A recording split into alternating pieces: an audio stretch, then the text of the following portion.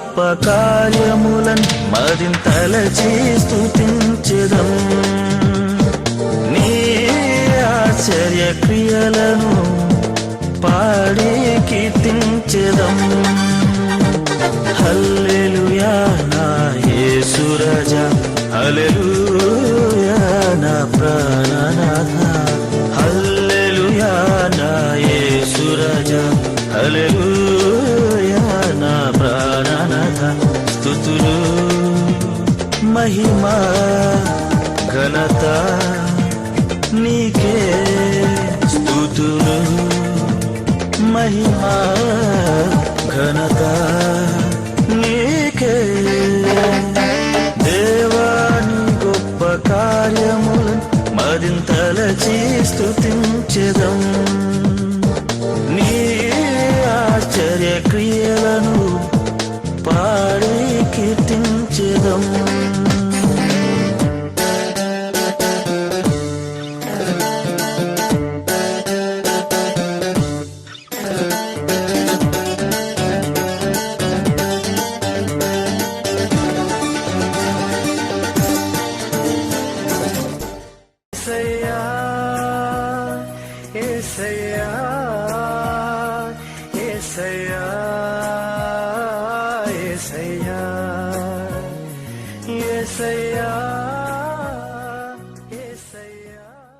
ప్రియమైన దేవుని సంగమా, క్రీస్తు యేసు పరిశుద్ధ నామంలో మీ అందరికీ శుభములు.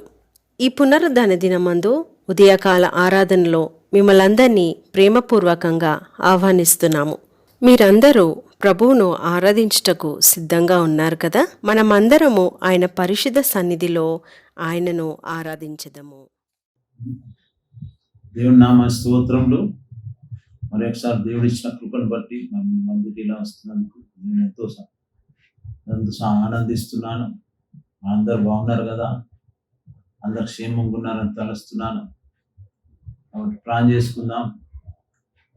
మహోన్నతుడా, గొప్ప దేవ, యేసుక్రీస్తు నాయనా, నీకు స్తోత్రం అని చెల్లించినాం తండ్రి. స్తోత్రం ప్రభా, స్తోత్రం తండ్రి. ప్రభా, మరి యొక్క పునరుత్థాన దినం ప్రభా ఇలా కూడి స్తుతించగలిగిన తరుణం బట్టి నాయనా నీకు స్తోత్రం అని చెల్లించినాం తండ్రి.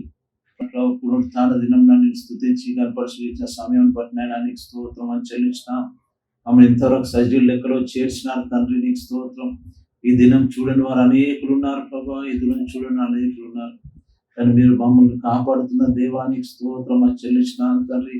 తండ్రి, కార్యక్రమం అంతట్లో ప్రభా మీరే అధ్యక్షత వహించిన, మీరే ఘనతామహిమలు పొందగలంగా మా ప్రభువును యేసుక్రీస్తు పేరిట కూర్చున్నాం తండ్రి. ఆమేన్.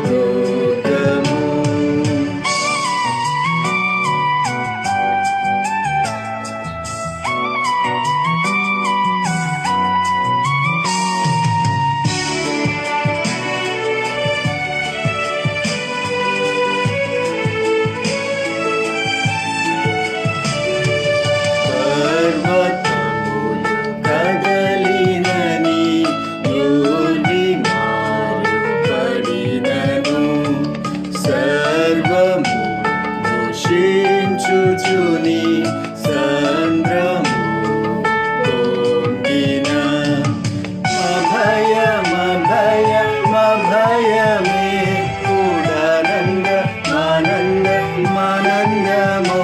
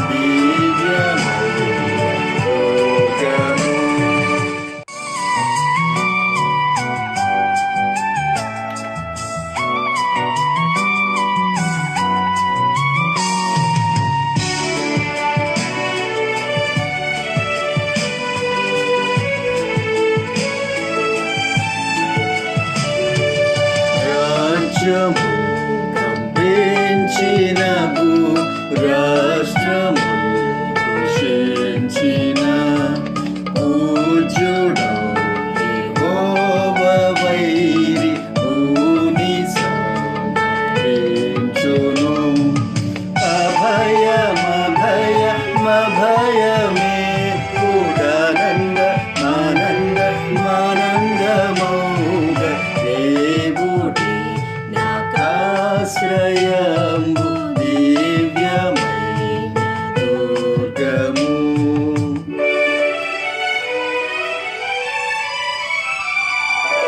ఇల్లు విరచు నాయన తెగ పల్లెము నాయన చెల్ల చెదర చేసిరి పూల నెల్ల దృచువాలనే. అభయమే కూడానంద మానందమౌగ దేవుడు ఆశ్రయంబు దివ్యమైన దుర్గము.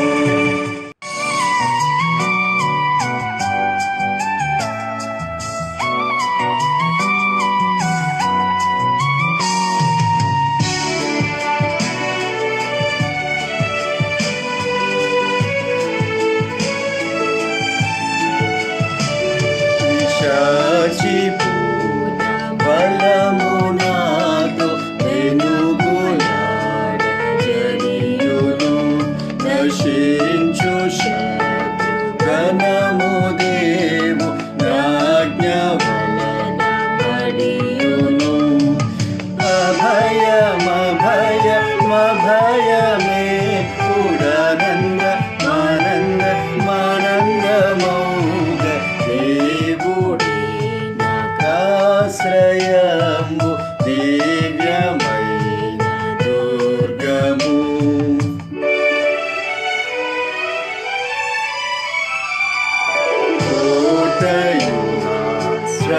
కోటయునాశ్రయమునయ్య కోరుడేవుండగా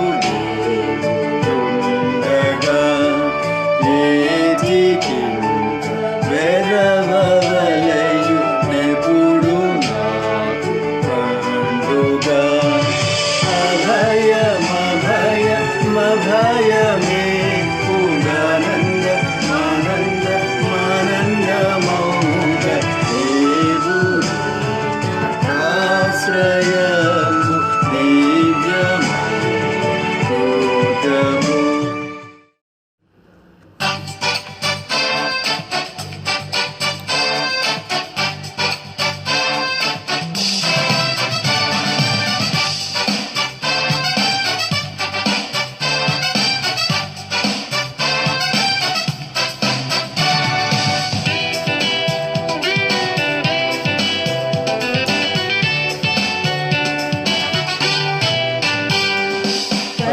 పరమజీవము నాకు నీవా, తిరిగి లేచెను నాతో నుండా.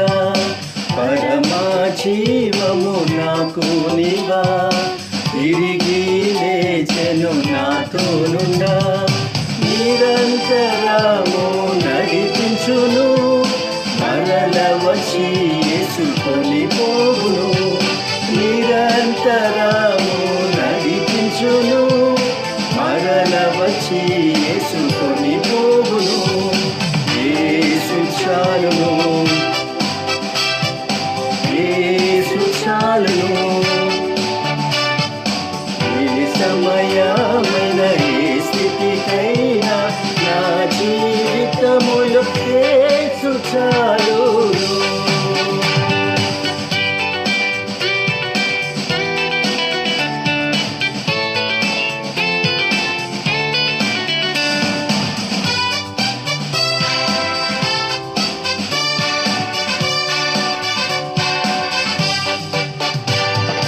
సాతాను శోధనలధికమైన సొమ్మసిల్లక సాగి వెళ్ళెదను.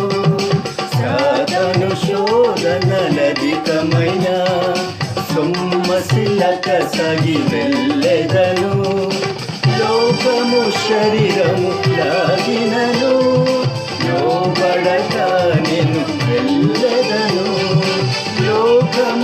శరీరము త్యాగినను లోబడక నేను వెళ్ళెదను.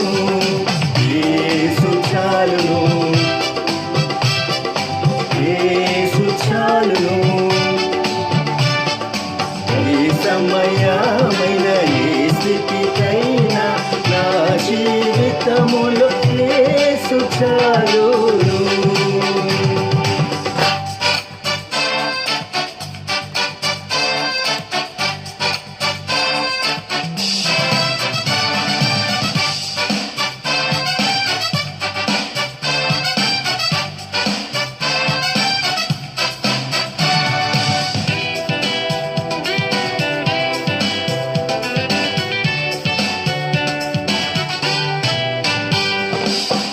పచ్చిక బయలులో పరుండజేయున్, శాంతి జలము చెంత నడిపించును.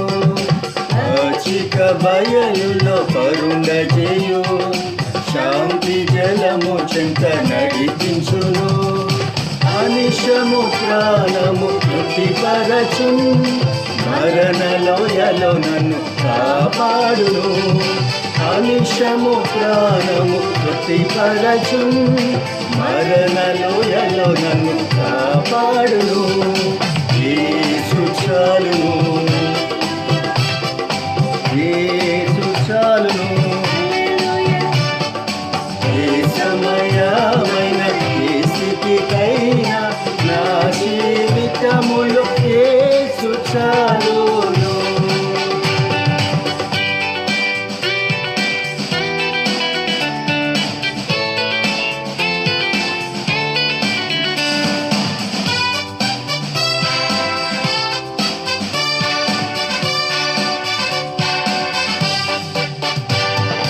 నరులెల్లరూ నన్ను విడచినను, శరీరము కుళ్ళి కృషించినను. నరులెల్లరూ నన్ను విడిచినను, శరీరము కుళ్ళి కృషించినను. హరించెనన్న ఐశ్వర్యము విరోధి వలె నన్ను విడచినను. హరించినన్న ఐశ్వర్యము విరోధి వలె నన్ను విడచినను. యేసు చాలును, యేసు చాలును. ఏ సమయమైన ఏ స్థితికైనా నా జీవితములో యేసు చాలును. మన సంఘ కాపరి పాస్టర్ జోసెఫ్ డాసన్ గారు దేవుని వర్తమానాన్ని మనకు అందిస్తారు. ప్రార్థన చేసుకుందాం. కృపగల దేవా, యేసుక్రీస్తు నాయనా నీకు స్తోత్రం చెల్లించినాం. నేను వాక్యం చెప్పనే ఉంటున్నా ప్రభా.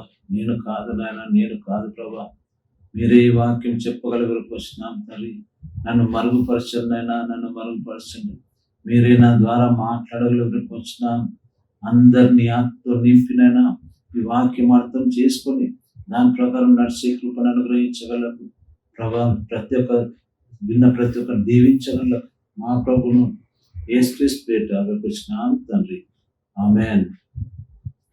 ఇవాళ దినం టాపిక్ ఏమంటే దీవెనలకు సిద్ధపడుట.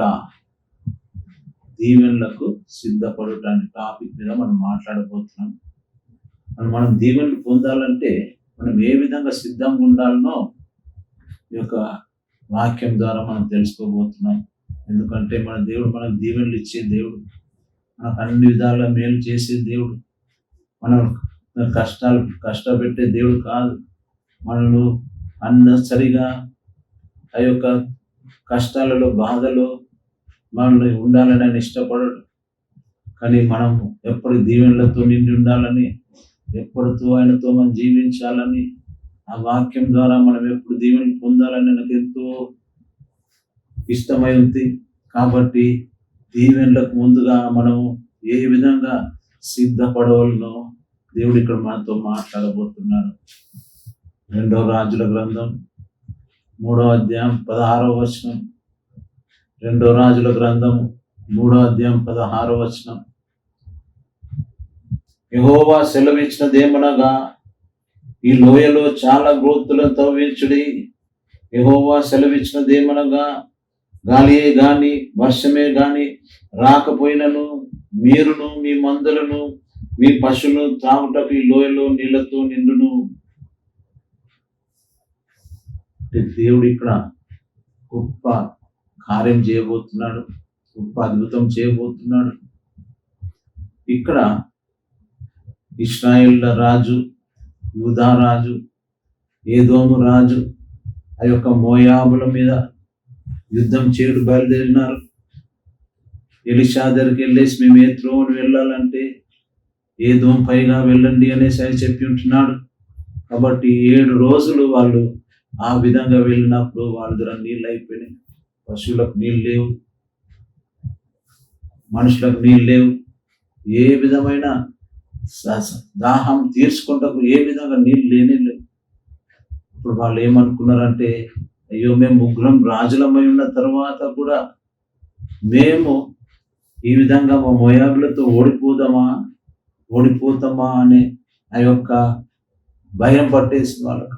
అప్పుడు వాళ్ళు మళ్ళీ ఎలీషా దగ్గరికి వెళ్దామనేసి ఎలీషా దగ్గరికి వెళ్ళినప్పుడు ఆయన ఈ 16-17 వచనాలతో వాళ్ళతో మాట్లాడుతున్నారు. ఏమని?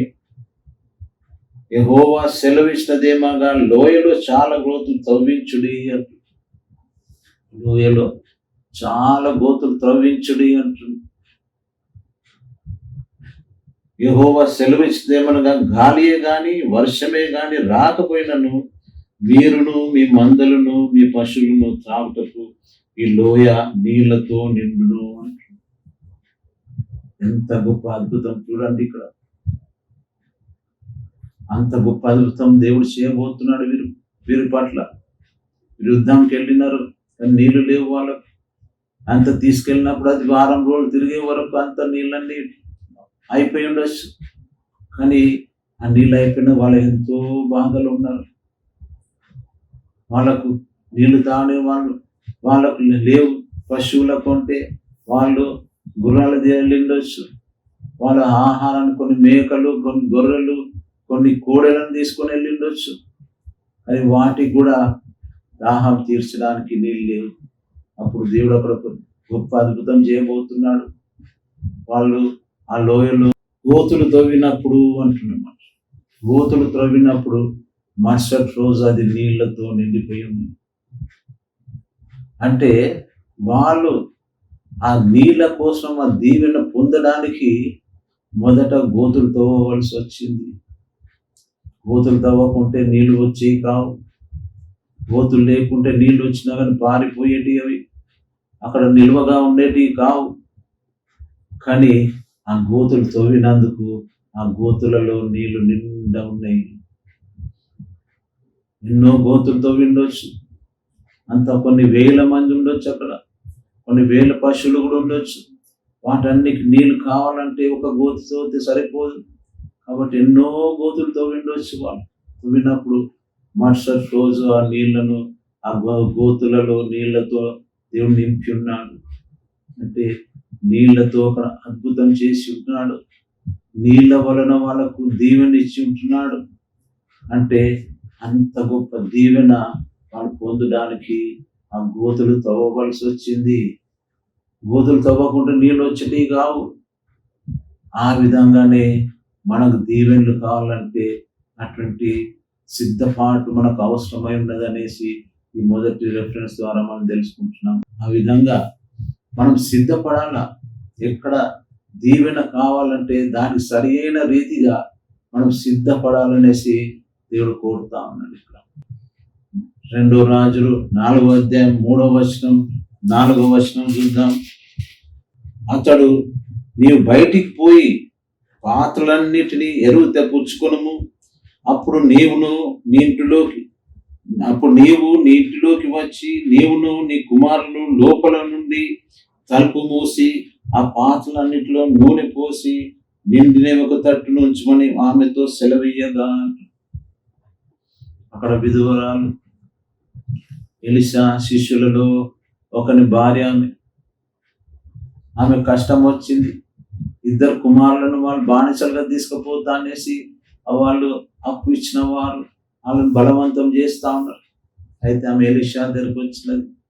ఎలీషా దగ్గరకు వచ్చినప్పుడు ఆమె పరిస్థితి చెప్పినప్పుడు ఎలీషా ఈ విధమైన ఆర్డర్ ఇస్తాడు వాళ్ళకి, మీరు వెళ్ళి ఈ విధంగా చేయండి, అరువు తెచ్చుకోండి, అన్ని ఇళ్లలో వెళ్ళి ఖాళీ అయిన డబ్బలు కానీ ఏముంటే అది బయటికి పోయి దీన్న వట్టి పాత్రలను ఎరువు పుచ్చుకోను అన్నాడు.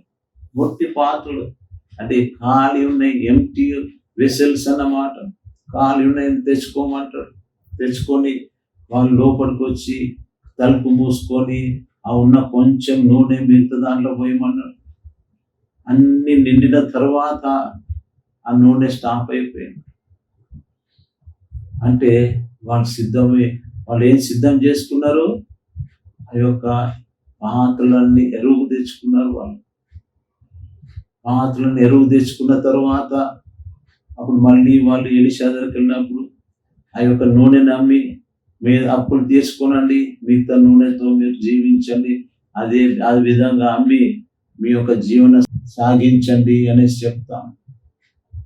కాబట్టి సిద్ధపాటు అనేది మనకు కూడా ఎంతో అవసరం అని మనం కూడా చూస్తాను.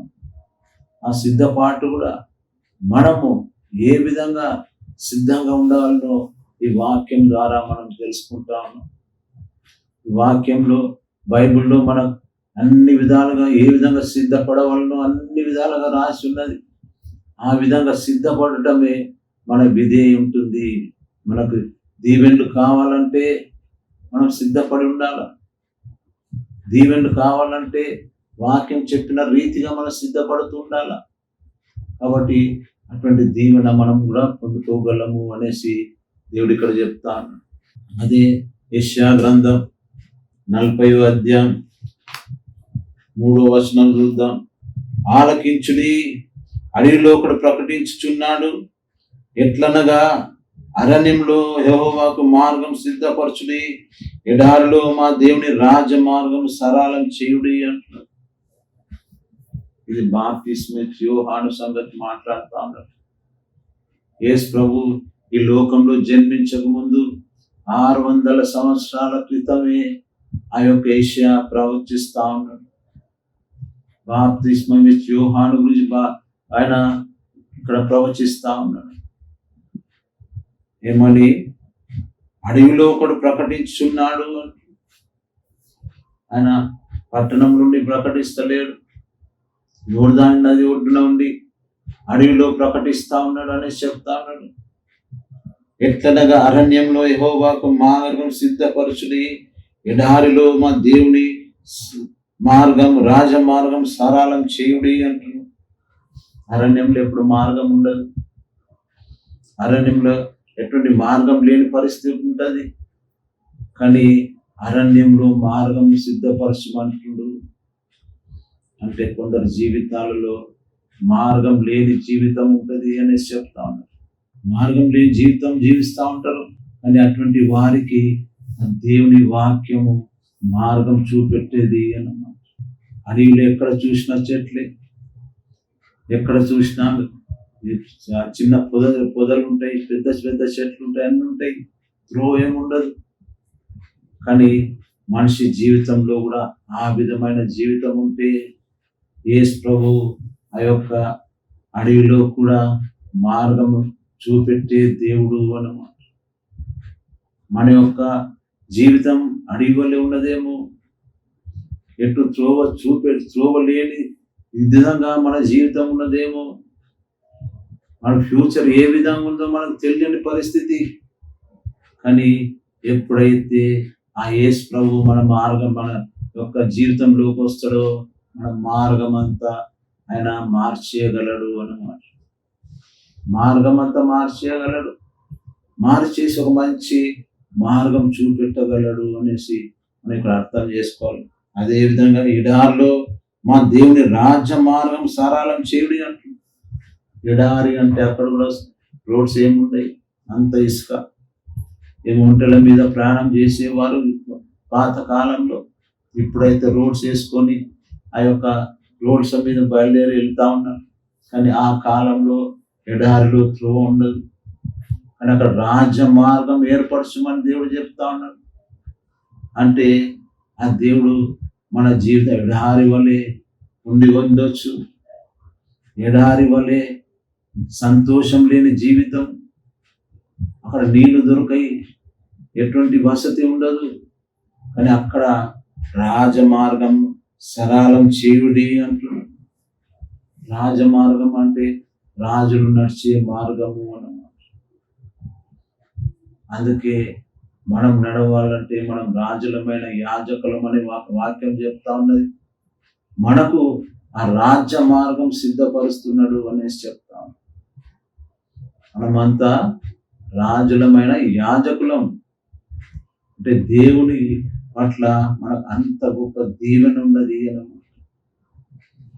కాబట్టి ఆ యొక్క యేసు ప్రభు యొక్క రాకడకు ముందు ఆ యొక్క యోహాను, బాప్తిస్మం ఇచ్చే యోహాను ఆయన మార్గము సిద్ధపరచడానికి లోకానికి పంపించున్నాడు. ఆ మార్గము ఎవరికి తెలియదు, అని ఆయన వచ్చి చెప్పినప్పుడే అది అందరు తెలుసుకోగలిగినారు. యోహాను సువార్తలు అంటాడు, ఇద్దరు దేవుని గొర్రె పిల్ల అంటారు. అందరు బలి కోసం ఈ గొర్రె పిల్లగా జన్మించినాడు అనేసి చెప్తా ఉన్నాడు. మన పాపంలోనైనా మోసుకుంటాడు అనేది చెప్తా ఉన్నాడు. కాబట్టి దేవుని రాకడకు, యేసు ప్రభు రాకడకు ముందు త్రోవ సరళం చేస్తా ఉన్నాడు, సిద్ధం చేస్తా ఉన్నాడు. యేసు ప్రభు వస్తున్నాడు, నాకంటే గనుడు వస్తున్నాడు, ఆయన చెప్పుల వారం విప్పుటకు నాకు అర్హత లేదు అనేసి అన్నాడు. కాబట్టి అటువంటి అంటే ముందే సిద్ధపాటు విషయంలో ఆ దేవుడికి కూడా ఆ సిద్ధపాటు కావలసి వచ్చినది. దేవుడు ఆ యొక్క గొప్ప రాజాది రాజు, ప్రభుల ప్రభు అయ్యో ఆయన ఈ లోకానికి వచ్చే ముందు సిద్ధపాటు చేసుకుంటా ఉన్నాడు. కాబట్టి అటువంటిది మనకు కూడా జరగాలనేసి దేవుడు ఎంతో కోరుతాను. మనం కూడా సిద్ధపడాలా, దీవెనలు పొందడానికి మనం సిద్ధపడాలా. దీవెనలు పొందడం లేకపోతే, మనం సిద్ధపాటు లేకుంటే మనం దీవెనలు పొందలేము అన్నమాట. దీవెనలు పొందడానికి ఈ బైబిల్లో మనకు అన్ని రాసున్నాయి. ఈ పరిశుద్ధ గ్రంథంలో ఏ విధమైన దీవెనలు కావాలో ఆ విధమైన యొక్క దీవెనల విషయంలో సిద్ధపాటు ఏ విధంగా ఉంటుందో రాసి ఇచ్చారు. కాబట్టి అటువంటి దీవెన మనకు అవసరం ఉంది అనేసి చెప్తాను.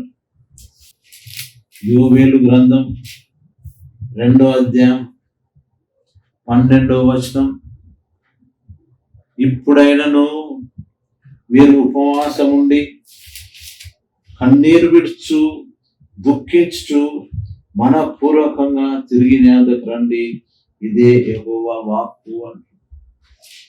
ఆయన దగ్గరకు వచ్చినప్పుడే మనకు ఆ దీవెనలు ఉన్నాయనేసి చెప్తానండి. ఇప్పుడైనా మీరు ఉపవాసం ఉండి అంటున్నారు. అంటే మనము దేవుని అంతట తగ్గించుకోవాలా, దేవుని దుఃఖపరుచుకోవాలా. ఉపవాసం ఉండి అంటే ఆ యొక్క ఉపవాసం ఒక దినం, పూర్తి దినము, 2 దినాలు, 3 దినాలు కొందరు ఉంటారు. కాబట్టి ఏ ఉపవాసం ఉన్నప్పటికీ మనము ఆయన ముందు తగ్గించుకొని మనము ఆ యొక్క ఉపవాసం ఉంటున్నాము అన్నమాట. మనము దుఃఖపరుచుకుంటున్నాము. అదే అంటుంది ఇక్కడ, కన్నీరు విడుచు దుఃఖించు మనపూర్వకంగా తిరిగి నా దగ్గర రండి అంటే ఆయన దగ్గర తిరిగినప్పుడు ఆ విధమైన దీవెనలు మనకు రాగలవు అని చెప్తాను. ఇదే యెహోవా వాక్కు అంటున్నారు. అంటే ఆయన తట్టు తిరిగి ఉండాలి మనం ఎప్పటికీ. ఆయనకు మనం దూరం కావద్దు. దూరం అయితే మన దీవెనలు ఉండవి అనేసి మనం ఇక్కడ అర్థం చేసుకోవాలి. అందుకేమంటాడు, కన్నీరు విడుచు దుఃఖించు మనపూర్వక తిరిగి నా దగ్గర రండి అంటున్నాడు. నువ్వు వెనక జారిపోయినా కానీ, నువ్వు దేవునికి దూరమైనా కానీ తిరిగి రా, నీకు దీవెనలు ఇస్తా అంటుంది. నువ్వు వస్తే తిరిగి వస్తే నీకు దీవెనలు ఇస్తా నేను. కాబట్టి తిరిగి నా దిక్కురా, ఉపవాసం చేయి, నిన్ను నీవు తగ్గించుకో, నిన్ను నువ్వు కష్టపెట్టుకో, నిన్ను నీవు ఆ యొక్క ఉపవాసం ఉండి దీవెనలు పొందుకో అనేసి దేవుడు ఇక్కడ చెప్తాను. ఇదే యెహోవా వాక్కు అంటాడు. అంటే ఆయన వాక్యం అదే చెప్తాను. నీకు దీవెనలు కావాలంటే నువ్వు దేవునితో సమయం గడపాలి. దేవునితో సమయం గడిపినప్పుడు ఆ దీవెనలు నీకుంటాయి అనేసి దేవుడు చెప్తా ఉన్నాడు. ఇక్కడ ఆ దీవెనలు కావాలన్నా దేవునితో సమయం గడుపు, ఉపవాసం ఉండు, కన్నీరు విడుచు, నీ యొక్క బాధ చెప్పుకున్నప్పుడు ఆ దేవుడు నీ యొక్క బాధను తీసివేయగలడు అన్నమాట. కాబట్టి నువ్వు నీ దీవెనకు నువ్వే సిద్ధం చేసుకోవాలా అనేసి దేవుడు కోరుతాను. దేవుని దీవెనలు కావాలన్నా ఆయన వాక్యం చెప్తున్నది, ఉపవాసం ఉండు, కన్నీళ్ళతో దుఃఖించు, తిరిగి ఆయన దగ్గర రా అనేసి చెప్తాను. అదే 13వ వచనం చూద్దాం. మీ దేవుడైన యెహోవా కరుణ వాత్సల్యము గలవాడును, శాంతమూర్తియు, అత్యంత కృపగలవాడునై ఉండి తాను చేయనుద్దేశించిన కీడు చేయక పశ్చాత్తాపడు గనుక మీ వస్త్రములు కాక మీరు హృదయాన్ని చింపుకొని ఆయన తట్టు తిరుగుడి అంటున్నాడు. ఎందుకు ఉపవాసం ఉండమంటున్నది? ఆయన మీ దేవుడైన యెహోవా కరుణా వాత్సల్యములు గలవాడు అంటున్నాడు. కరుణా వాత్సల్యం గలవాడైన కరుణించే దేవుడు, మన పట్ల వాత్సల్యం గలవాడు కాబట్టి ఆయన తట్టు తిరగండి అంటున్నాడు. ఇంకేమంటాడు? శాంతమూర్తియు. శాంతమూర్తి అంటే నువ్వు ఆయనకు వ్యతిరేకమైన పనులు చేసినా నీ మీద కోపపడకుండా శాంతంగా ఉండి నువ్వు ఎప్పుడు ఆయన దగ్గరకు వస్తావా, ఎప్పుడైనా నీకు దీవెనలు ఇయ్యాలా అనేసి ఆయన ఎదురు చూస్తూ ఉన్నాడు అన్నమాట. శాంతమూర్తి అంటే నిన్ను ఆ విధంగా ఆయన వ్యతిరేకమైన పనులు చేసినప్పటికీ ఆయన ఆ విధమైన శాంతంతో ఉన్నాడు అనేసి చెప్తాడు. అది అత్యంత కృపగలవాడు, అత్యంత కృపగలవాడు, మర్సీ అన్నమాట, కృపగలవాడైనా. కాబట్టి ఆ కృపగలవాడు నేను రమ్మంటా ఉన్నాడు. ఆ కృపగలవాడు నీకు దీవెనలు ఇస్తా అంటున్నాడు. కాబట్టి అటువంటి దీవెనలు పొందడానికి ఆయన దగ్గర రా అనేసి చెప్తాను. ఇంకా తాను చేనుద్దేశిన కీడు చేయక పశ్చాత్తాపడును అంటున్నాడు. నువ్వు ఒకవేళ ఆయన వ్యతిరేకమైన పనులు ఏమైనా చేస్తే నీకు శిక్షించాలనుకున్న దేవుడు నువ్వు ఆయన తట్టు తిరిగినావంటే పశ్చాత్తాపడతాడు అంటున్నాడు. ఆయన పశ్చాత్తాపడతాడు అంటే నువ్వు ఆయన తట్టు తిరిగినావంటే మళ్ళీ దీవెనలు మొదలైతే నీకు శిక్ష ఉండదు అన్నమాట. నీకు శిక్ష ఉండదు, మళ్ళీ దీవెనలు మొదలవుతుంటాయి. నీకు శిక్ష ఉండక దీవెనలతో నింపే దేవుడు అని తెలుసుకోవాలి. ఇంకేమంటారు? గనక మీ వస్త్రములు కాక మీ హృదయంలో చింపుకొని ఆయన తట్టు తిరుగుడి. ఇంతకుముందు యూదులు వాళ్ళ వస్త్రంలో చింపుకునేవారు. దేవునికి వ్యతిరేకమైన ఎవరైనా మాట్లాడుతున్న యాజకులు వాళ్ళందరూ కలిసి వాళ్ళ వస్త్రం చింపుకునేవారు. కానీ ఇప్పుడు ఏమంటుండు? మీ వస్త్రములు కాదు చింపుకునేది, మీ హృదయంలను చింపుకో అంటున్నాడు అన్నమాట. అంటే హృదయంలో అటు క్రియ జరగాల, మన హృదయంలో మార్పు రావాలా. ఆ మార్పు వచ్చినప్పుడే ఆ యొక్క క్రియ జరుగుతున్నది అనేసి చెప్తాను. హృదయంలో చెప్పుకోవాలా అంటే హృదయంలో పూర్తి మార్పు రావాలి మనం. ఆ మార్పు వచ్చినప్పుడు ఆయన పశ్చాత్తాపంతో నీకు ఇవ్వవలసిన దీవెనలు ఆయన ఇవ్వగలడు అనేసి చెప్తాను. కాబట్టి అటువంటి దీవెనలు పొందాలంటే మనము ఆయన దగ్గర తిరిగి రావాలనేసి దేవుడు కోరుతా ఉన్నాడు. అదేవిధంగా యోహాను సువార్త 9వ అధ్యాయం 7వ వచనం చూద్దాం. నీవు సీలోయమును కోటేటికి వెళ్ళి అందులో కడుకోమని చెప్పెను. సీలోయమను మాటకు పంపబడిన వాడి అర్థము వాడు వెళ్ళి కడుకొని చూపు గలవాడై వచ్చెను అంటున్నాడు.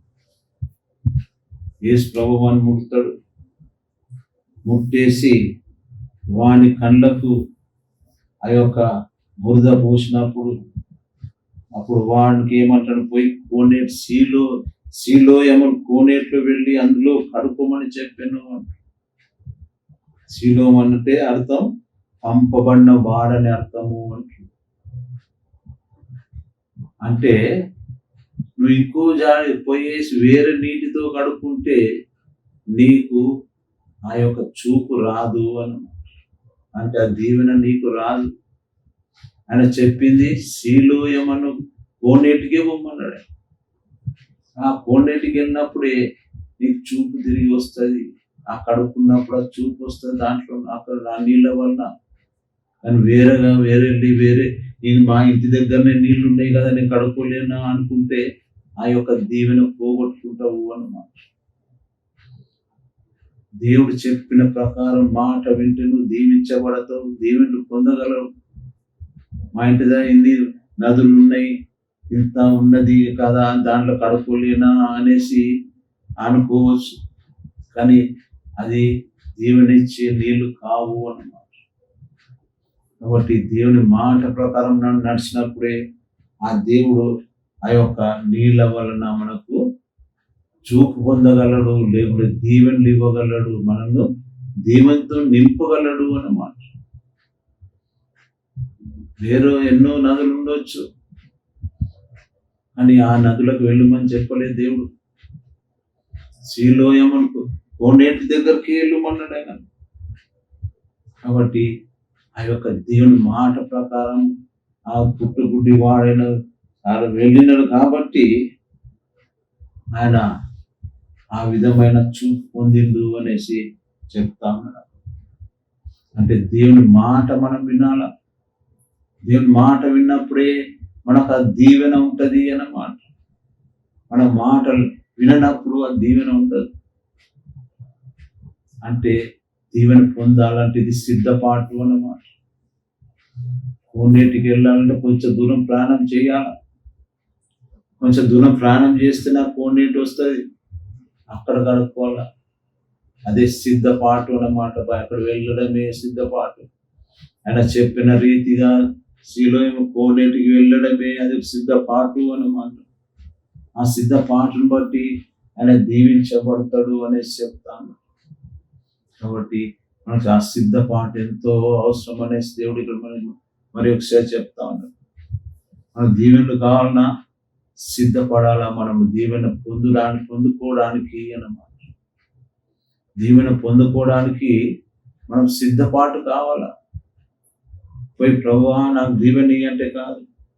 దేవుడు ఏ వాక్యం ద్వారా మాట్లాడినాడో అది నీకు తెలుసు, నాకు తెలుసు. బైబిల్ చాలా మంది అంత తెలుసు, కానీ తెలియనట్టు యాక్టింగ్ చేస్తాం. అట్లా కాదు. ఆ యొక్క దీవెన తెలుసు కాబట్టి, ఆ ఏ విధంగా వస్తుందో దీవెన తెలుసు కాబట్టి ఆ విధమైన బైబిల్ వాక్య ప్రకారం మనము నడిస్తే ఆ దీవెన మనకు వస్తుంది అన్నమాట.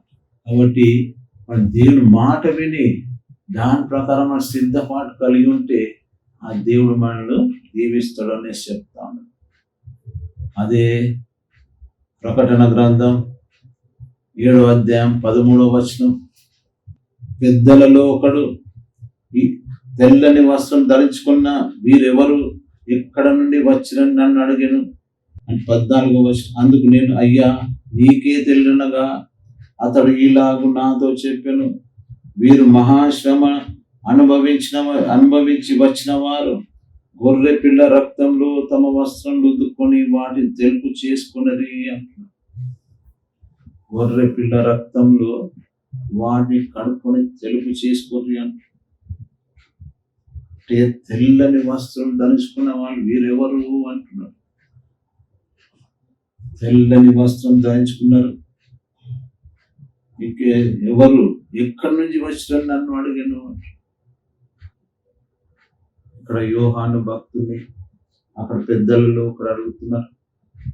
నాకు తెలియదంటే ఆ పెద్ద అతను ఏమంటున్నంటే వీరు మహాశ్రమ అనుభవించి వచ్చిన వారు అంట. వీరు మహాశ్రమ అనుభవించి అంటే ఈ భూలోకంలో వాళ్ళు జీవించినప్పుడు యేసు ప్రభు కోసము వాళ్ళ శ్రమ అనుభవించినారు అనేసి చెప్తాము. అనుభవించి వచ్చిన వారు గొర్రె పిల్ల రక్తంలో తమ వస్త్రం రుద్దుకొని అంటున్నారు. గొర్రె పిల్ల రక్తంలో తమ వస్త్రం రుద్దుకొని అంటే యేసుక్రీస్తు యొక్క రక్తంలో తమ వస్త్రం రుద్దుకున్న వారు అన్నమాట. ఒత్తుకొని వాటిని తెలుపు చేసుకున్నది అంటున్నాడు. అంటే మనకు రక్షణ ఎంతో అవసరము అనేసి చెప్తానడి. రక్షణకు మనం సిద్ధపాటు కలిగి ఉండాలి. రక్షణకు సిద్ధపాటు లేకుంటే మనం రక్షింపబడలేము, పరలోకం లేదు మనకు. ఆ తెల్ల వస్త్రం కావాలంటే యేసు ప్రభు రక్తంలో మనం కడగబడాలా అనేసి దేవుడు చెప్తా అన్నాడు ఇక్కడ. యేసు ప్రభు రక్తంలో ఎప్పుడు కడగబడతాము అంటే మనము మన పాప క్షమాపణ పొందిన తరువాత బాప్తిస్మం ద్వారా మనమైన రక్తంలో మనం కడగబడతాము అని తెలుసుకోవాలి. నువ్వు రక్షింపబడాలంటే సిద్ధపాటు అవసరం ఉన్నది. నువ్వు పరలోకం వెళ్ళాలంటే సిద్ధపాటు అవసరం ఉన్నది. నీకు తెల్లని వస్త్రములు కావాలంటే నీకు సిద్ధపాటు అవసరం ఉన్నది. కాబట్టి ఇది చాలా ముఖ్యమైన సిద్ధపాటు అని తెలుసుకోవాలి. ఎన్నో దీవెనలు రావచ్చు, కానీ నీకు పరలోకం లేకుంటే ఆ దీవెనలన్నీ వ్యర్థమైపోతాయి. నీకు దీవెన ఇది ఒక పరలోకం వెళ్ళే దీవెన ఉందంటే మిగతా దీవెనలు రాకున్నా పర్వాలే, దీన్ని ఈ పరలోకంలో మనం సంతోషించవచ్చు అన్నమాట.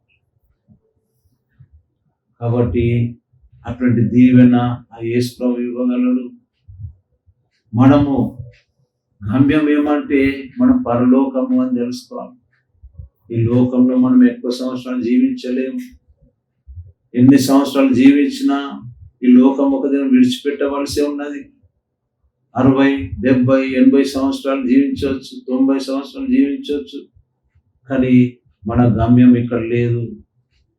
పేతురు భక్తులు ఏమంటాడంటే మనం పరదేశులము అంటాడు, యాత్రికులము అంటాడు.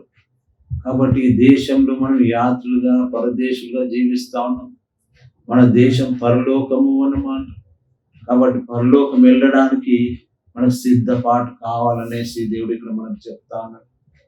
ఆ సిద్ధపాటు లేనిదే మనము పరలోకం వెళ్ళలేము. కానీ ఆ యొక్క సిద్ధపాటు లేకుండా చాలా మంది క్రైస్తవులు మేము పరలోకం వెళ్తామని అనుకుంటారు. కానీ అక్కడ వెళ్ళినప్పుడంట అన్ని ఆశ్చర్యకార్యం చూడగలము అనేసి వాక్యం ద్వారా తెలుసుకోవచ్చు. ఏమంటే అక్కడ మనం ఎవరిని పరలోకంలో ఉంటారో అనుకున్నామో వాళ్ళు ఉండరంట కొంతమంది. ఎవరైతే పరలోకంలో ఉండరు అనుకున్నామో వాళ్ళు ఉంటారంట. కాబట్టి అటువంటిది జరగవచ్చు.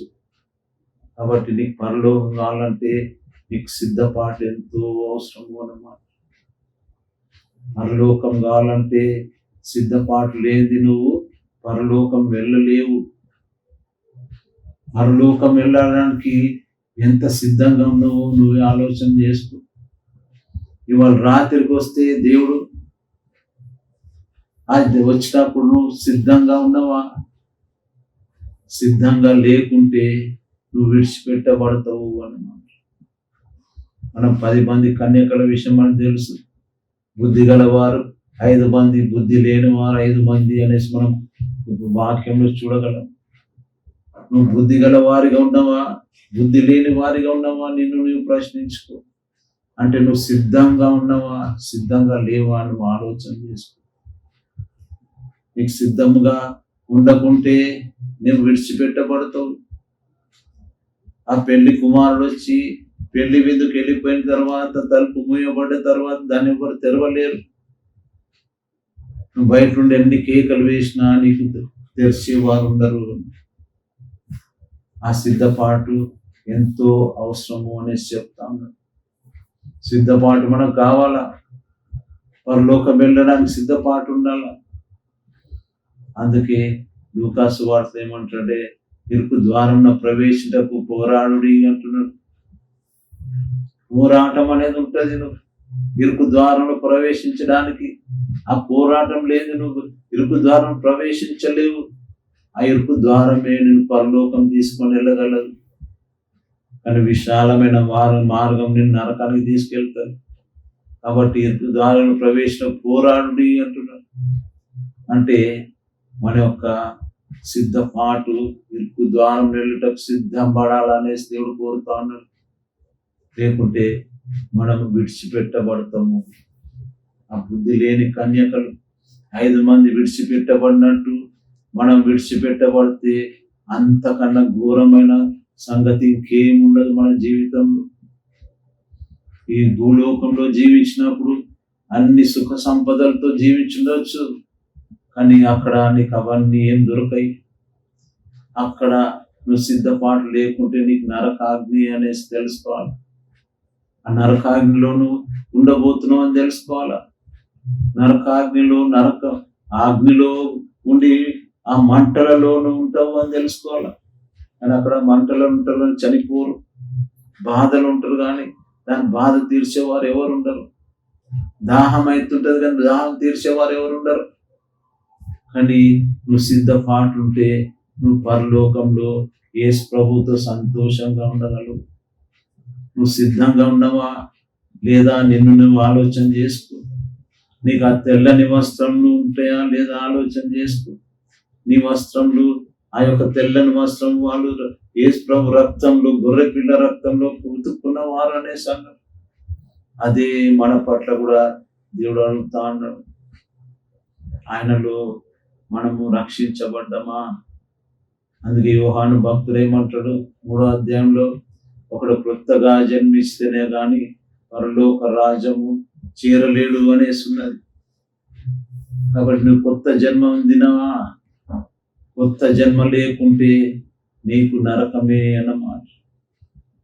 నువ్వు ఎవరైనా కావచ్చు, క్రైస్తవుడే కావచ్చు, క్రైస్తవేతరుడే కావచ్చు, నీ కొత్త జన్మ అవసరం అనేసి దేవుడు చెప్తా ఉన్నాడు. నీకు కొత్త జన్మ లేకుంటే నీకు సిద్ధపాటు లేదు అన్నమాట. సిద్ధపాటు లేకుంటే నీకు దీవెనలు లేవు. నీకు దీవెనలు లేకుంటే నీకు పరలోకం లేదు అన్నమాట. కాబట్టి నువ్వు పరలోకం వెళ్ళడానికి సిద్ధంగా ఉన్నవా? లేకుంటే నీకు నరకం అని తెలుసుకోవాలి.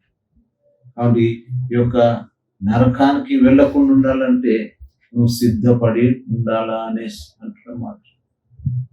నీకు కూడా తెల్లని వస్త్రం ఇస్తాడు దేవుడు. అక్కడ అందరికి తెల్లని వస్త్రం నేను నమ్ముతా.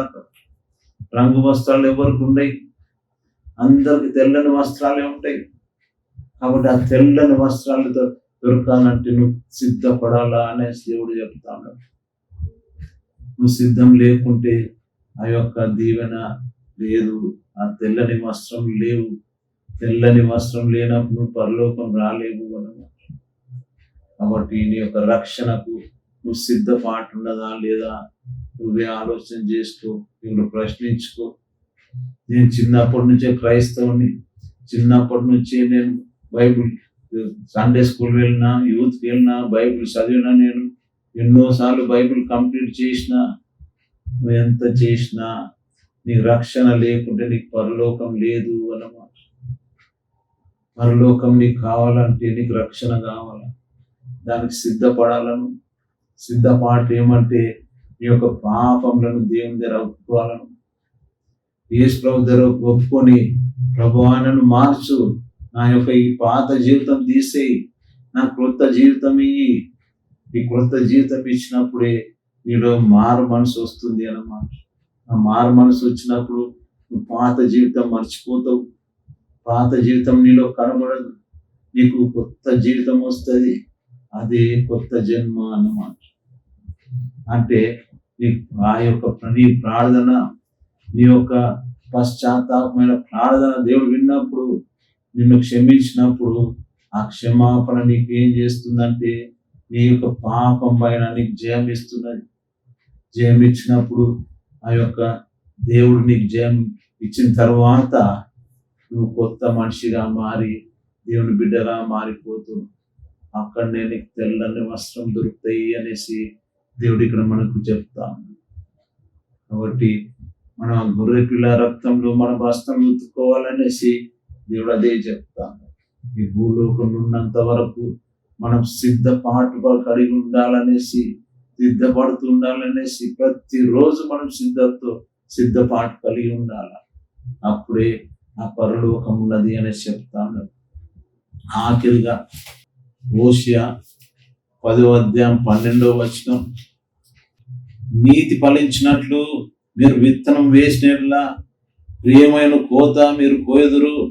యెహోవాను వెదుటకు ఇదే సమయం గనుక ఆయన ప్రత్యక్షమై మీ మీద నీతి వర్షం కురిపించినట్లు ఇది వరకెన్నడి దున్నని బీడు భూములను దున్నుడి అంటున్నాము. బీడు భూమిని దున్నుడి అంటున్నాం.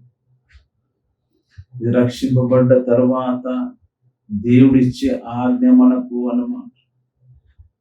మనం రక్షింపబడ్డ తర్వాత మనము నడవలసిన మార్గం చెప్తా ఉన్నాడు దేవుడు ఇక్కడ.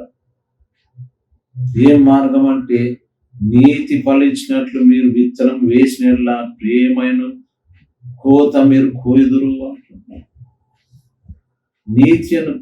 నీతి ఫలించినట్టు మీరు విత్తనము అంటున్నారు.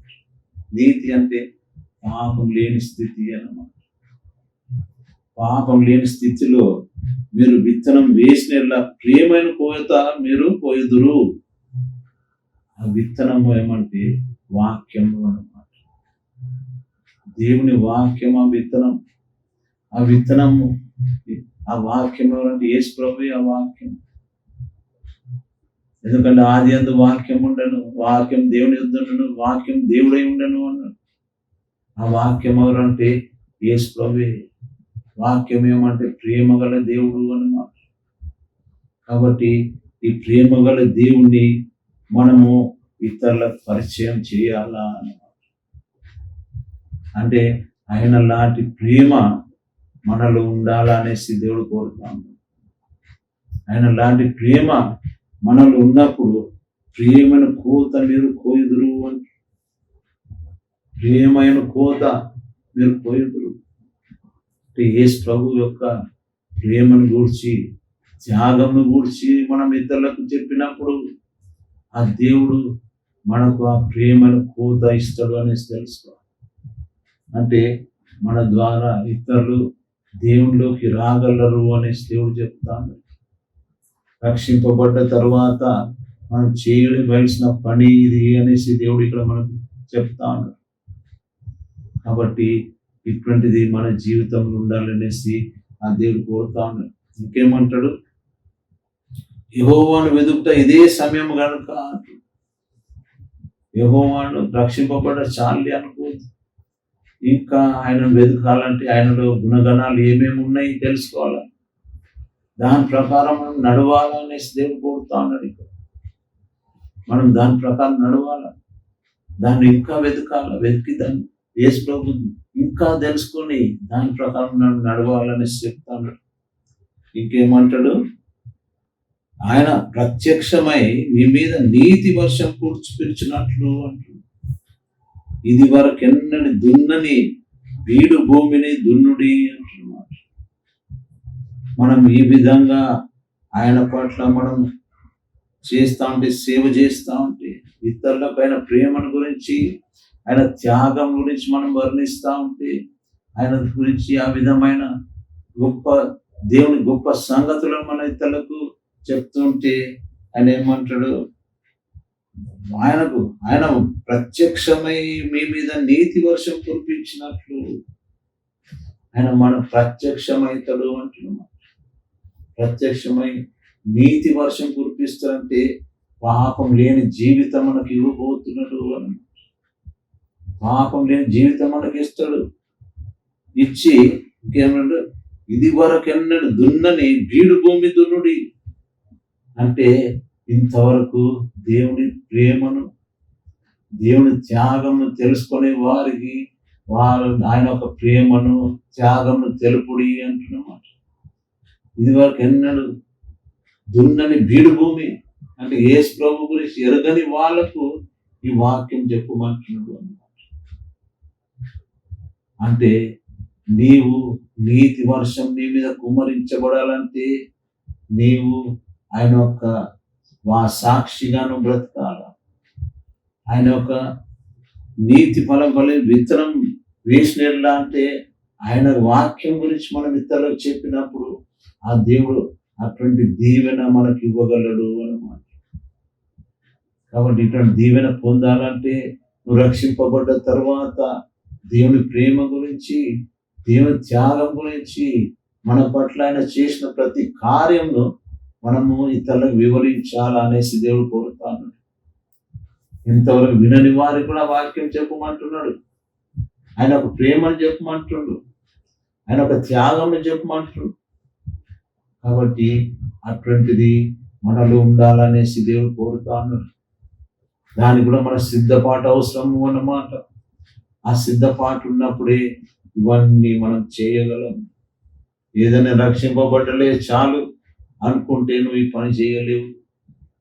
కానీ నీవు దానికోసం సిద్ధపడితే ఆ దేవుడే నీకు ఈ యొక్క సిద్ధపాటును బట్టి నీకు అటువంటి దీవెన ఇవ్వగలడు అని. ఇతరులకు వాక్యం చెప్పే దీవెన నీకు ఇవ్వగలడు. కాబట్టి అటువంటి దీవెనను మీరు పొందాలంటే దేవునితో నేను నడవాలనేసి దేవుడు కోరుతాను. ఆ సిద్ధపాటు మనకు కూడా అవసరం. రక్షింపబడాలంటే సిద్ధపాటు అవసరం. నీకు దేవుని ద్వారా నీకు గొప్ప గొప్ప దీవెనలు రావాలంటే సిద్ధపాటు అవసరం. నీకు స్వస్థత కావాలంటే సిద్ధపాటు అవసరం. నీకు ఎటువంటి సహాయం కావాలన్నా దేవుని వాక్య ప్రకారం సిద్ధపడితే దేవుడు నీకు ఆ దీవెనలు కుమ్మరించగలడు. కాబట్టి దేవుని మనం ముందు వెతకడం నేర్చుకుందాం. రక్షింపబడాలని కోరుకుందాం. రక్షింపబడితేనే మన పరలోకం ఉన్నది, లేకుండా రక్షణ లేకుంటే పరలోకం లేదు అనేసి వాక్య ప్రకారం మనం తెలుసుకుంటున్నాం. కాబట్టి ఆ యొక్క సిద్ధపాటు, మన యొక్క రక్షణ కోసం సిద్ధపాటు ఎంత అవసరమో చూసినాం మనం. కాబట్టి రక్షింపబడాలంటే ఆ సిద్ధంగా ఉండి మనం దేవునితో మనం సహవాసం చేసి ఉంటే ఆ దేవుడు ఆ విధమైన దేవుడు దీవెన మనకు ఇవ్వగలడు. దేవుడు అతి కృప మనకు అనుగ్రహించుగాక. ఆమేన్.